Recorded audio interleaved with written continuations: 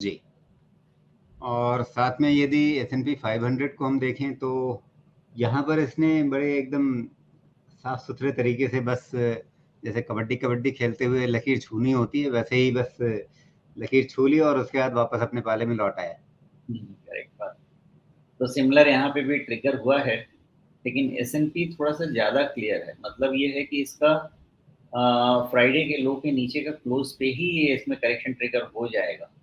लेकिन प्रॉब्लम है कि इसका सपोर्ट भी आ जाएगा 4150 से। तो अभी कितना करेक्शन होगा इस लेवल पे कह पाना बहुत मुश्किल है, बिकॉज 4150 से 407075 ये सारा सपोर्ट जोन बेट बन के आ रहा है।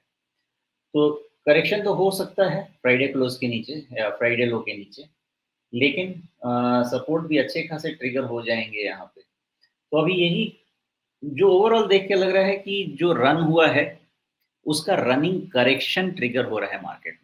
इससे ज़्यादा और कुछ भी अभी एविडेंट नहीं है कि ये मार्केट का राइज खत्म हो गया, फिर से बेयर मार्केट आ जाएगा, ऐसा वाला कुछ अभी तक कंफर्मेशन नहीं है। लेकिन 200 डीएमए क्लियर नहीं करेगा, बहुत सारे एनालिसिस के नेचर चेंज होंगे। तो 200 डीएमए, डाउ जोन्स, S&P 500 इन सबको क्लियर करना बहुत ज़रूरी है और अच्छे मार्जिन से क्लियर करना। जी, सुमेश, यहाँ पे एक दिलचस्प चीज़ दिख रही है, जो निफ्टी बैंक निफ्टी का आप चार्ट देखें और अगर आप S&P 500 और डाउ जोन्स का चार्ट देखें तो दोनों में एक जो बेसिक फ़र्क मैं पहली नज़र में देख पा रहा हूँ कि S&P 500 में आपको बड़ा साफ दिखता है कि पहले एक आपके पास टॉप बना 4800 के आसपास का, उसके बाद दूसरा टॉप बना 4640 के आसपास का और अब ये 4300 के आसपास का फिर से एक टॉप बनता हुआ दिख रहा है। मतलब आपके पास लगातार लोअर टॉप बनते हुए अभी भी दिख रहे हैं, जबकि निफ्टी बैंक निफ्टी एक तरह से अपने प्रीवियस टॉप को चैलेंज करने वाली स्थिति में है।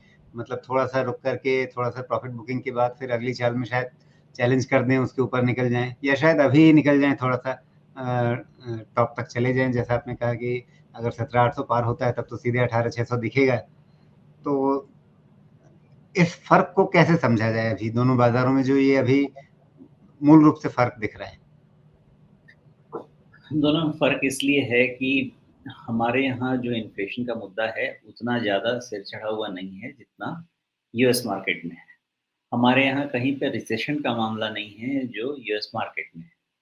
तो हमारे और उनके मार्केट में अभी बहुत बड़ा फ़र्क है फ्रॉम इकोनॉमी स्टैंड पॉइंट, और इसलिए दोनों का नेचर बिल्कुल अलग है। नेक्स्ट, जो जिस तरीके से यील्ड भाग रहा था अगेंस्ट इन्फ्लेशन, उसके हिसाब से जो ट्रेजरी में पैसा यूएस में जा रहा था वो भी अब नहीं जा रहा है, बिकॉज वहाँ पे कोई डिफरेंशियल अभी खेलने को नहीं मिलेगा। रादर इंडिया में बेटर प्ले मिल रहा है आपको ना, इक्विटीज में काफ़ी समय से चले ही नहीं, चाइना में पैसा बना ही नहीं है। इसलिए अभी हमारा इमर्जिंग मार्केट फ्लो बेटर है और वो हमारे को डिफरेंस देखने को मिल रहा है from US market to emerging market.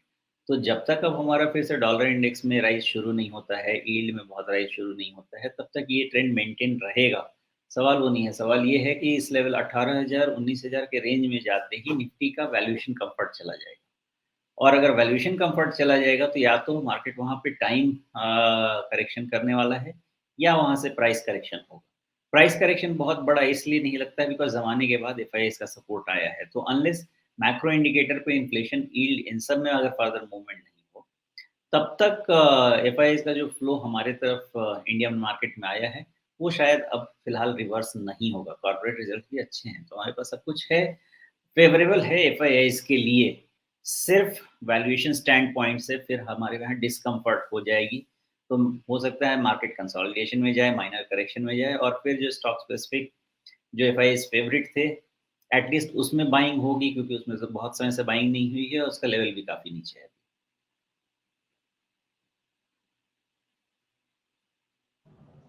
तो अब ये तो रही बात, कहानी जो है अमेरिकी बाज़ारों की, हमारे यहाँ के सूचकांकों की। यहाँ पे एक बात स्पष्ट कर दें कि जो अमेरिकी बाज़ारों को हमने देखा समझा, उनके इंडेक्स की चर्चा की, वो सिर्फ इसलिए है कि हम अपने बाज़ार की चाल पर उनका क्या असर पड़ेगा इसको समझना चाहते हैं। जो अमेरिकी निवेशक हैं वो इस चर्चा का ऑडियंस नहीं है, हम उनके लिए बात ये नहीं कर रहे हैं।